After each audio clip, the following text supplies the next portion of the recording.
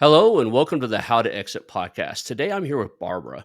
Barbara has written a small shelf of books that help entrepreneurs, especially small business owners, to start, grow, brand, market, and when they're ready to sell their business. She's the author and co-author of Small Business Marketing Kit for Dummies, Branding for Dummies, Business Plan Kit for Dummies, and the Guide to Selling Your Business, Small Business, available for free for download at BizBuySell.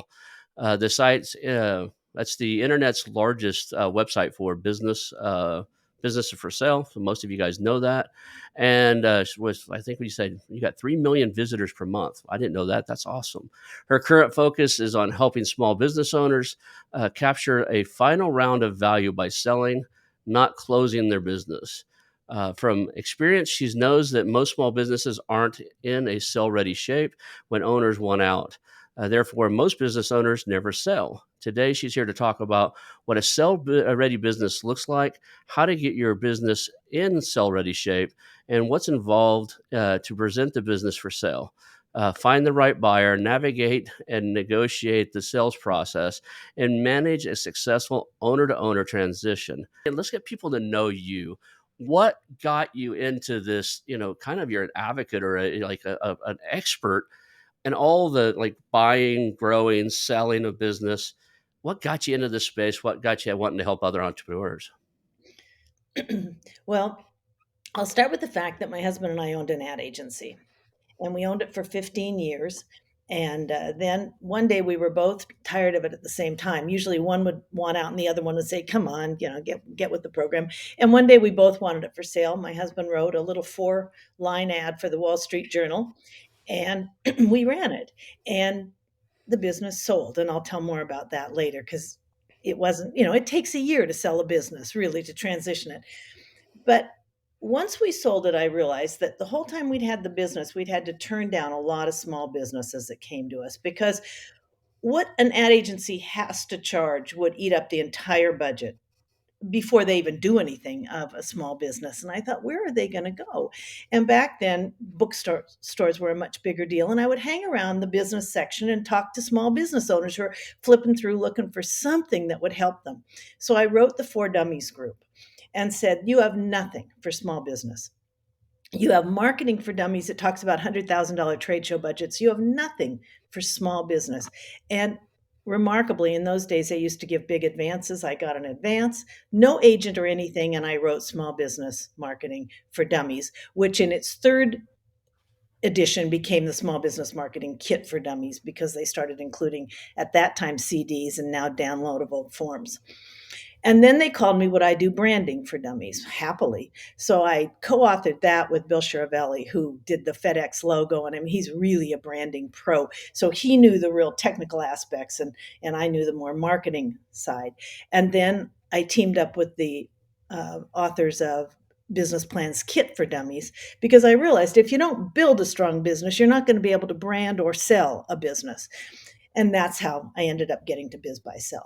And you don't have to, I tell people, you don't have to have a plan in writing. You have to have a plan at least in your head.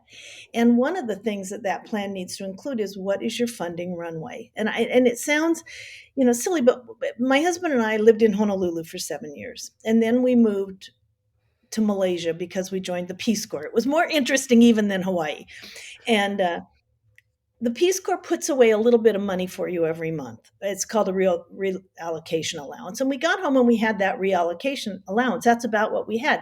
That was our runway. We knew we had 6 months that we could live on that. And so we had 6 months to turn that business into a success. We knew that. We knew, and you know what? We did it. For some reason, service businesses usually are really presented by the owners and they think they can't sell. And so I think that's another reason why small businesses close. They simply think they can't sell, which is it may be an overinflated sense of self. Um, but but when I tell them they need to get their business ready for sale, they say, "Well, what does that mean?" I say, "Really, in a sentence." Inc. magazine once had a cover that I've cited 1,000 times, and it was, "Do you want to be the business or run the business?" If you are the business, likely you can't sell it. If you run the business, you have a good chance. That means getting the business off your shoulders, getting the finances out of your head, getting the clients as happy to take advice from someone else as from you. Um, Sharing decisions. And do you know how you know? Take a 3-week vacation. Clients or customers aren't buying marketing or financial management from you. They are buying your product or service. So the question is, does the buyer feel that the product or service that the clients have confidence in will continue with you gone? And if the answer is yes, and the financials are all strong, you've got a very saleable business. And that's what the first chapter of the Biz Buy Sell Guide really goes through, is how to get your business in sale ready shape. And you really want to do it for 2 reasons. One is to sell, but the bigger reason in the interim is that when you have a sale ready business, it's easier to own and easier to sell. And you don't know when you're going to sell it. You don't know when something could happen. What is the timeline, do you think, for most of these? And this is genre we're talking about, the let's say less than 25, 30 employees, less than 5 or 10 million. They're a key operator in their company. What's that shift take? That I think I tell people it takes up to 18 months to get your business ready for sale.